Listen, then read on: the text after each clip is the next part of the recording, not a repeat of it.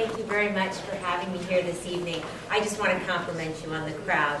This is definitely the biggest civic association, short of the Federation, that I've spoken to, and that means that you're here and you stayed for the schools because you're concerned about it.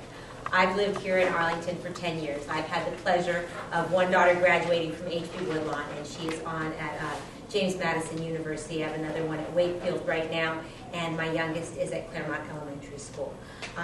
I serve on 2 civic associations. I am a member of the Aurora Hills Women's Club.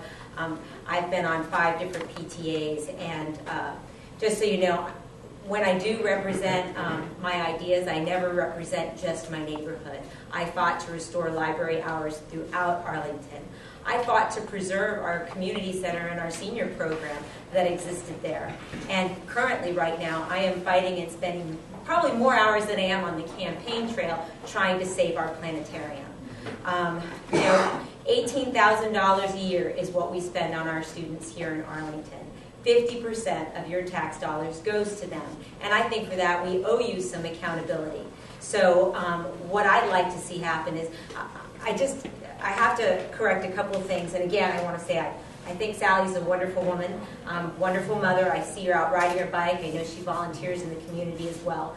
But Arlington Public Schools are not the best schools in Virginia. Arlington Public Schools are ranked 51st. Richmond is ahead of us. Virginia Beach, which is a school system that I went to, is ahead of us. Only 59% of our African American students pass U.S. history, and their history is all around them here.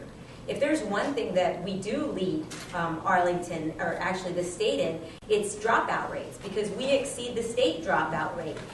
It's 1.9%. These are troubling numbers, and I'm glad you stayed, because with all of the compliments that we get from Newsweek, what we're failing to do is inspire our children. So we've got plenty of AP classes for these children to take. But what happens when they graduate, when they've been so pressured and so pushed that they end up at Penn State, they get a little freedom from mom, a little freedom from their teachers, and they flunk out after the first semester? What are you going to do with that child? What are you going to do with the child that was prepared for college but was never a college-bound student? I met a boy in Knott who said that he graduated and he was thinking about going to DC University. I said, great, well, are you going to go? He said, no, I just can't make it happen. I said, well, what are you doing? I'm washing dogs. I said, well, my campaign needs some help. I could use somebody to do some technical things. He said, I don't know how. I don't know how to use computers. At $18,000 a year, I think you have to start asking some questions. What is your money going to? Is it university-style buildings, or is it high-tech education? Thank you.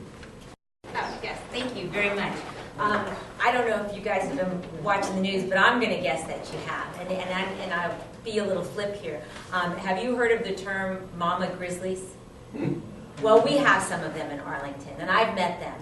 They are moms who beat down the school board doors to improve special education. They are mothers and fathers who screamed and yelled when their library was being closed without even so much as a discussion. And then there were parents who stood up and said, how can you hold taxpayers hostage at $400,000 to save the planetarium? You didn't maintain it. You didn't take care of it. And this is what our children need. There are children like mine who have had the opportunity to travel to the rainforest. They've traveled out of the country. But I was raised as a latchkey kid. I stayed in the house like a house cat. If it wasn't for the school system taking me to the libraries, taking me to Azalea Gardens, taking me to Williamsburg, I would have never had those opportunities. I want to thank everybody for giving me the opportunity to come here and speak to you tonight. I got into this race because I was a frustrated mom. I had gone before the board for 3 years talking about issues of waste in the schools, mostly because when I got home, my daughters would tell me that, there's nothing wrong with styrofoam. They serve lunch on it. Why do I have to shut the lights off? Why do I have to not waste water? These seem like petty issues to some people, but they are not petty. You need to teach stewardship when you teach manners. But then, the more I learned about education, over the years being more involved, the more I came to understand that there are certain expectations that we as citizens need to have of our schools, and they're not Taj Mahal style buildings. That is not what teachers need. We need the very best teachers willing to meet children where they are and engage them, and we need to inspire them so that their education is relevant to them, so that they can go on to their futures enthusiastically, waiting for the opportunity to solve the problems of the future. Please vote for me on November 2nd, no matter what party you're with. I promise I'll represent you.